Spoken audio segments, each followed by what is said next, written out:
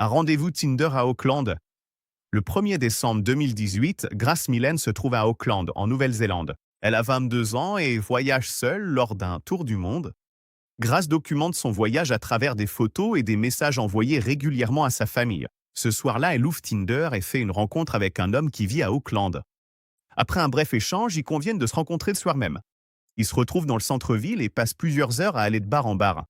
Des images de vidéosurveillance les montrent plus tard en train de rire, de boire et d'avoir l'air détendu. Rien dans ces images ne laisse présager un danger immédiat. Tard dans la nuit, ils retournent dans la chambre d'hôtel de l'homme. La porte se referme derrière. À l'intérieur de la chambre, une dispute éclate. À un moment donné dans la nuit, Grace est étranglée. Elle meurt dans une chambre d'hôtel où elle était entrée de son plein gré quelques heures plus tôt. Son corps reste dans la chambre toute la nuit. Le lendemain, l'homme part calmement. Il achète des produits de nettoyage ainsi qu'une grande valise puis retourne à l'hôtel. Le corps de Grace est placé dans la valise et chargé dans une voiture de location. Il conduit pendant des heures avant d'abandonner la valise dans une zone forestière isolée. Lorsque Grace ne donne pas de nouvelles à sa famille le jour de son anniversaire, l'inquiétude monte rapidement. La police retrace ses derniers déplacements grâce aux images de vidéosurveillance et aux relevés numériques. Quelques jours plus tard, la valise est retrouvée. Le rendez-vous Tinder se transforme en enquête pour homicide qui choque la Nouvelle-Zélande. La rencontre Tinder qui se disait autoritaire.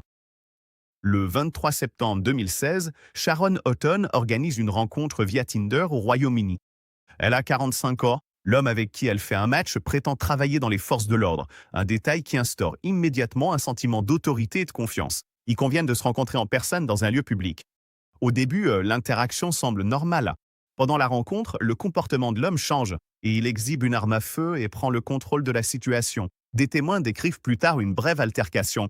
Il n'y a ni dispute prolongée, ni possibilité de s'échapper. Un seul coup de feu est tiré. Sharon est tuée sur place. L'homme prend la fuite, mais est ensuite identifié et arrêté. Les enquêteurs déterminent qu'il n'était pas policier et qu'il avait entièrement inventé son passé. Son profil Tinder cachait un passé violent dont Sharon ne pouvait pas avoir connaissance. L'échange sur l'application de rencontre devient une preuve centrale dans l'affaire. Un rendez-vous basé sur un mensonge. Le 15 novembre 2017, Sydney Louf quitte son appartement à Lincoln, dans le Nebraska. Elle a 19 ans et dit à ses amis qu'elle a un rendez-vous Tinder avec une femme nommée Audrey. Sydney ne rentre jamais chez elle. Son téléphone continue d'envoyer des messages pendant un court moment, ce qui retarde d'abord l'inquiétude. Lorsque ses amis se rendent compte que quelque chose ne va pas, la police est contactée. Les enquêteurs découvrent rapidement qu'Audrey n'existe pas. Le profil Tinder avait été créé avec de fausses photos et une identité inventée. Sydney avait été attirée par un couple qui n'avait aucune intention de sortir avec elle. Elle est séquestrée, tuée puis démembrée. Ses restes sont dispersés dans plusieurs endroits ruraux. Pendant le procès, les messages Tinder sont lus à haute voix au tribunal. Des phrases anodines et des émojis amicaux deviennent des preuves de préméditation et de tromperie. L'affaire devient l'un des exemples les plus tristement célèbres de catfishing ayant mené au meurtre. L'arnaqueur de Tinder. Pendant plusieurs années, Simon Leviev utilise Tinder pour rencontrer des femmes à travers l'Europe. Son profil le présente comme riche, puissant et toujours en voyage. Il publie des photos à bord de jets privés dans des hôtels de luxe et entouré de voitures hors de prix. Cette image lui confère immédiatement crédibilité et pouvoir d'attraction. Après avoir matché, Leviev fait rapidement passer les conversations hors de l'application. Il envoie des messages vocaux, appelle fréquemment et crée des liens émotionnels intenses en très peu de temps. Les relations s'intensifient rapidement, instaurant un sentiment d'exclusivité et d'urgence. Très vite, il introduit une situation de crise. Il prétend que ses ennemis le traquent et que ses comptes sont temporairement bloqués pour des raisons de sécurité. Il demande de l'aide financière aux femmes, promettant de les rembourser sous quelques jours. Beaucoup contractent des prêts, atteignent le plafond de leur carte de crédit ou empruntent de l'argent en son nom. Il n'y a aucune violence physique. Les dégâts sont financiers et psychologiques. Les victimes se retrouvent avec des dettes énormes, une confiance brisée et un traumatisme émotionnel durable. Lorsque l'affaire éclate au grand jour, les enquêteurs et les journalistes révèlent comment les applications de rencontres peuvent servir à fabriquer de l'intimité à grande échelle, transformant la romance en un piège financier calculé sans aucune scène de crime. Chassé sur les sites de rencontres. En octobre 2011, Mark Twitchell est actif sur plusieurs sites de rencontres à Edmonton, au Canada. Il se présente en ligne comme quelqu'un de créatif, intelligent et ambitieux, se décrivant souvent comme un réalisateur travaillant sur des projets indépendants. Ses profils semblent inoffensifs et soigneusement élaborés. Twitchell utilise ces plateformes pour contacter des hommes et engager des conversations privées. Il les invite dans son garage, affirmant qu'il servira de lieu de tournage. Le cadre est contrôlé, isolé et lui est familier. Un homme arrive et se fait attaquer, mais parvient à s'échapper malgré de graves blessures. Il signale l'incident à la police, mais à ce moment-là, le schéma complet n'est pas encore compris. Quelques jours plus tard, un autre homme répond au message de Twitchell et accepte de le rencontrer. Cette deuxième rencontre se termine différemment. Dans le garage, Twitchell mène une attaque préméditée et tue sa victime. Par la suite, il tente de se débarrasser du corps et d'effacer les preuves. Les enquêteurs découvrent plus tard des documents numériques détaillant la planification de Twitchell et ses fantasmes violents. Les sites de rencontres n'étaient pas un détail anodin. Ils étaient l'outil délibérément utilisé pour sélectionner, isoler et piéger ses victimes. Intimité et contrôle numérique. En août 2021, Gabby Petito traverse les États-Unis avec son fiancé, documentant le voyage à travers des photos, des vidéos et des mises à jour en ligne constantes. Elle a 22 ans et la vie en vent du couple semble soigneusement mise en scène pour les réseaux sociaux. De l'extérieur, la relation paraît affectueuse et pleine d'aventures. Derrière les publications, des amis décrivent plus tard une tension croissante. Les messages envoyés par Gabby deviennent incohérents dans leur ton. Certains ne ressemblent pas à son style habituel d'écriture. Les données de localisation et les relevés téléphoniques soulèvent plus tard des questions sur qui contrôlait la communication pendant le voyage. Fin août, tout contact avec Gabby s'interrompt brusquement. Sa famille signale sa disparition lorsque les messages restent sans réponse. Une recherche nationale commence, reconstituant les traces numériques laissées à travers des textos, des vidéos et des horodatages. Quelques semaines plus tard, le corps de Gabby est retrouvé dans le Wyoming. Les enquêteurs concluent qu'elle a été tuée pendant le voyage. Bien que les applications de rencontres ne soient pas au cœur de l'affaire, l'histoire reflète les dynamiques relationnelles modernes façonnées par une intimité numérique constante où le contrôle, l'isolement et l'image publique peuvent masquer un danger croissant jusqu'à ce qu'il soit trop tard. La confiance après un rendez-vous. Le 22 mai 2017, Anna Cornelius quitte un restaurant au Cap, en Afrique du Sud.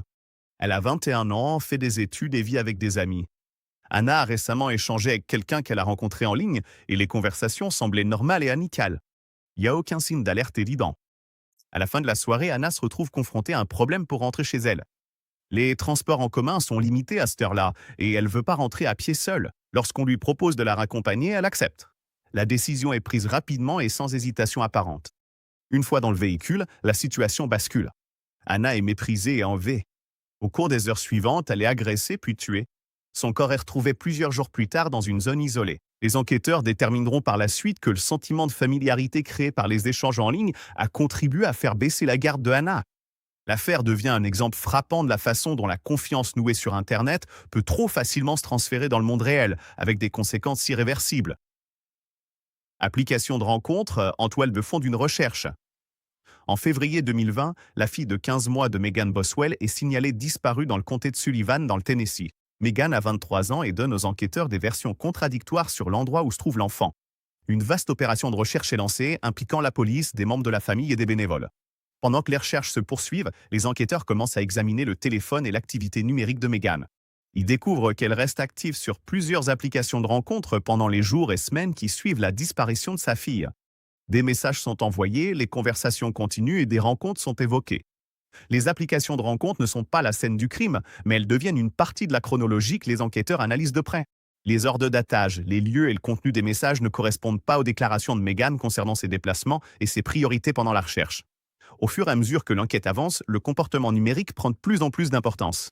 Plus tard, les procureurs soutiennent que l'activité sur les applications reflète un schéma de tromperie et de détachement. L'affaire montre comment les applications de rencontres peuvent s'entrecroiser avec des enquêtes criminelles majeures, non pas comme la cause de la violence, mais en tant que source de preuves numériques révélatrices qui aident à reconstituer l'intention, le comportement et la crédibilité. Drogué via des applications de rencontres. Entre 2015 et 2016, Jason Lawrence utilise Grindr et d'autres applications de rencontres pour organiser des rendez-vous avec des hommes à travers le Royaume-Uni. Ces profils semblent ordinaires et les conversations sont brèves et directes, axées sur des rencontres privées rapides. Beaucoup de ces rendez-vous ont lieu dans des appartements ou des chambres d'hôtel. Peu de temps après leur arrivée, plusieurs victimes signalent qu'elles ne se sentent pas bien. Certaines ressentent des vertiges, de la confusion ou une fatigue soudaine. Dans plusieurs cas, elles perdent complètement connaissance. Laurence a secrètement drogué leur boisson ou leur nourriture. Pendant que ses victimes sont incapacitées, Laurence les vole, emportant portefeuille, téléphone et objets de valeur. Dans plusieurs cas, la dose s'avère mortelle. Plusieurs hommes meurent ensuite d'overdoses et de complications médicales liées. Au début, les incidents sont considérés comme des overdoses isolées. Ce n'est qu'en comparant les rapports de la police et des hôpitaux qu'un schéma se dessine. Les messages sur les applications de rencontres, les eurodatages et les données de localisation révèlent un lien évident entre les victimes. L'affaire met en lumière la façon dont les applications de rencontres peuvent être exploitées pour isoler rapidement et à plusieurs reprises des victimes, transformant de brèves interactions numériques en rencontres mortelles. Une rencontre qui n'a jamais été un rendez-vous. Le 10 octobre 2019, Matthew Weaver répond à un message sur Grindr aux États-Unis. Matthew pense qu'il organise une rencontre privée avec une seule personne. La conversation est brève, amicale et ne laisse rien présager de dangereux. Il accepte de se retrouver tard dans la nuit et se rend à l'adresse indiquée. À son arrivée, la situation lui paraît immédiatement anormale. Au lieu d'une seule personne, plusieurs individus sont présents. Il n'y a aucune conversation et aucune possibilité de partir. Matthew est agressé et dépouillé. Il est roué de coups et laissé grièvement blessé. Les secours sont appelés plus tard, mais son état continue de se dégrader. Matthew meurt des suites de complications causées par l'agression. Au cours de l'enquête, la police découvre que le compte Grindr a été utilisé comme appât. Des incidents similaires commencent à émerger, tous suivant le même schéma. Les victimes sont isolées via l'application, attirées dans des lieux contrôlés, puis prises en embuscade. L'affaire montre à quelle vitesse une interaction numérique peut se transformer en piège coordonné, où ce qui semble être un rendez-vous est en réalité un acte de violence prémédité.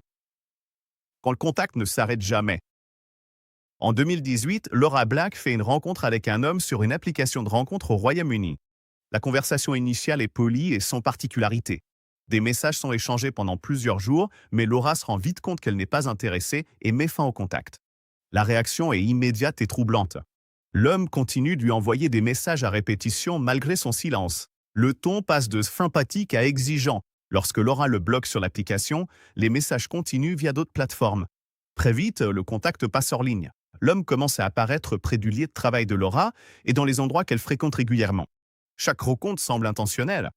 Laura modifie ses habitudes quotidiennes, évite les lieux familiers et reste constamment sur ses gardes. La police finit par être contactée. Bien qu'aucune violence physique n'ait lieu, l'impact psychologique est considérable. La peur est permanente et envahissante, affectant tous les aspects de sa vie. Ce cas met en lumière comment une simple rencontre numérique peut évoluer en un harcèlement prolongé, où l'absence de préjudice physique n'atténue en rien les dégâts causés par des contacts persistants et non désirés.